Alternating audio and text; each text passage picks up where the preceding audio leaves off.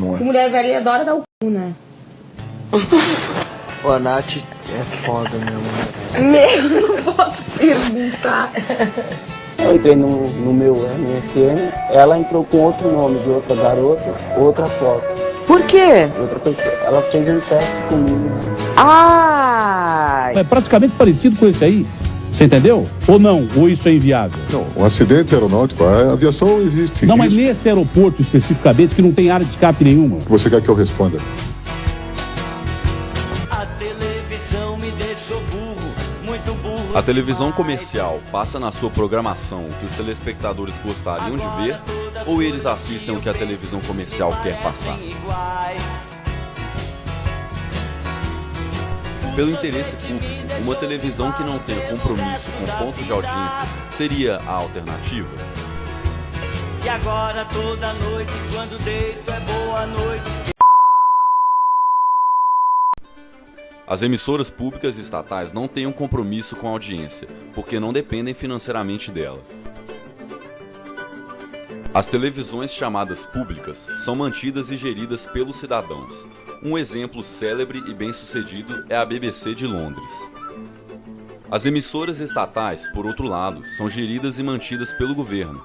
Isso acaba gerando dúvidas sobre o comprometimento de sua programação. Uma televisão pública seria uma televisão que, primeiro, não tem interferência dos poderes legalmente constituídos, do poder público. Executivo, legislativo ou judiciário. Portanto, ela não pode receber dinheiro desses poderes. Ela é mantida pela sociedade civil. Por exemplo, então, citar um exemplo, a BBC de Londres, né? Ela não recebe aporte financeiro do governo para ela poder existir. Né? A NHK do Japão, idem. Né? E, portanto, o governo não pode interferir nela diretamente. Como o nosso maior, vamos dizer assim, parceiro que é o governo coloca que hoje, né, 50% do nosso orçamento de custeio, né, aqui na TV, e os outros 50% a própria organização tem que gerar, e essa geração acontece também a partir de empresas do próprio governo, é um negócio muito difícil de você falar que nós somos uma emissora de televisão ou qualquer outra TV educativa, uma emissora de televisão pública. No Brasil, segundo a Constituição, é dever do Estado regular e organizar as emissoras, explorando diretamente ou mediante concessão do serviço. Ainda segundo a Constituição, os radiodifusores têm como obrigação fomentar a cultura e a integração social. Embora as emissoras estatais tenham sua credibilidade muitas vezes questionada, existem muitas delas que possuem sim a credibilidade e o reconhecimento. Uma delas é a Rede Minas, criada no ano de 1984 em Minas Gerais.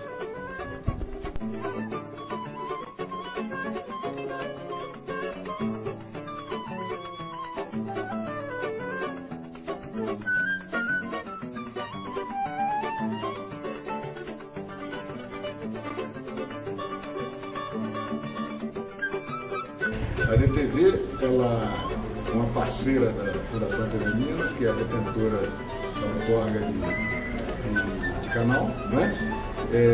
Ela recebe um valor orçamentário repassado da Fundação TV Minas para a TV para operar a emissora de televisão em toda a sua extensão, né? Com isso, ela, tendo uma natureza privada, ela pode ter, vamos dizer assim, uma desenvoltura operacional muito próxima da iniciativa privada, porém monitorada pela administração pública. Tanto a DTV quanto a Fundação estão aprendendo ainda com ela, né? E eu não saberia te dizer se é um modelo que veio para ficar, né? Diria que é um modelo que está em teste, né? Se proclamando como uma emissora estatal de interesse público, a Rede Minas tem como objetivo promover o intercâmbio de valores, educação e cultura entre a população de Minas Gerais. Mais que objetivo, essa é a obrigação constitucional e função social da Rede Minas, como uma radiodifusora estatal. A emissora hoje permanece 24 horas no ar, com uma média diária de 9 horas de programação própria. Mesmo tendo abertura para programas independentes, a grande questão é: a Rede Minas cumpre sua função social de promover a cultura elevando a qualidade da televisão aberta? O fato de não possuir o compromisso com a audiência permite à emissora estatal uma programação diferenciada? Entre os programas da Rede Minas está o Rede Mídia, programa semanal de 30 minutos de debates sobre todas as nuances e formatos da comunicação.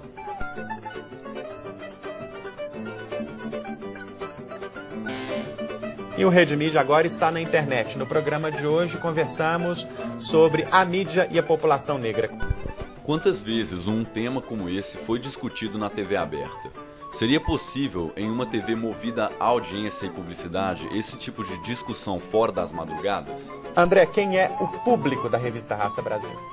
O público da revista Raça hoje é de 18 a 50, 60 anos, um cara interessado em cultura e principalmente em raiz, buscar suas raízes, as suas histórias, né? Seja da África, seja dessa miscigenação que a gente tem aqui. Ele está em busca de cultura hoje, a questão da autoafirmação, da beleza, ao meu ver, isso já está superado. Há uma divisão clara no público da revista no que se refere a gênero? Quem lê mais Raça Brasil, homem ou mulher? Hoje, diria que homens leem mais Raça Brasil, justamente porque a revista parou um pouco aquele viés de moda e beleza. Quem são os anunciantes da revista Raça Brasil? Hoje, basicamente, são órgãos do governo, né? Órgãos do governo e o de sempre. É a marca do cabelo afro, um shampoo específico, um creme voltado para a raça negra. Isso nunca mudou. Outro exemplo de programa exibido pela Rede Minas foi o Ensaio Rosa João Guimarães, um especial sobre Guimarães Rosa. Em vez de ter sido exibido no formato documentário, foi feito um programa poético, de forma bem diferente do que estamos acostumados a assistir nas emissoras privadas. Afinal, o que rende mais na audiência? Um reality show ou um ensaio poético? Com todas as limitações de uma televisão estatal, a Rede Minas ainda consegue cumprir sua função social, levando cultura e se mostrando como uma importante alternativa às redes comerciais, que vivem em guerra por audiência. O exemplo regional da Rede Minas mostra a importância das emissoras públicas e estatais. Obviamente, esse status não garante à emissora uma programação benéfica e interessante para o telespectador. No entanto, é fácil perceber que a não dependência com a publicidade e a audiência abrem o caminho para uma programação mais voltada para o incentivo à educação e à pesquisa. Finalmente, é importante pensarmos por que a grande maioria dos telespectadores preferem a programação comercial à estatal ou pública. É porque as emissoras privadas possuem um maior alcance ou é porque nós não nos preocupamos com o incentivo à educação e à cultura?